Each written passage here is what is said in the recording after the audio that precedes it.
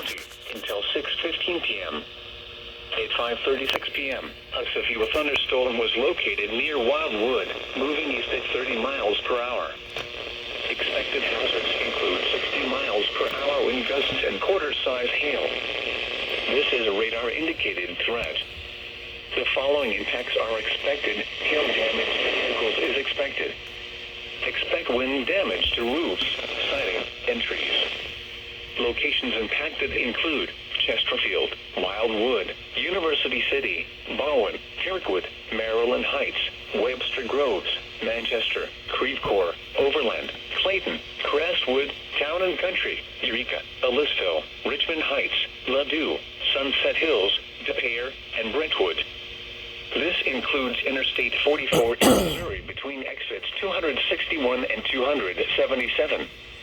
This also includes Route 66 State Park and Castlewood State Park. For your protection, move to an interior room on the lowest floor of a building. To report severe weather, contact your nearest law enforcement agency.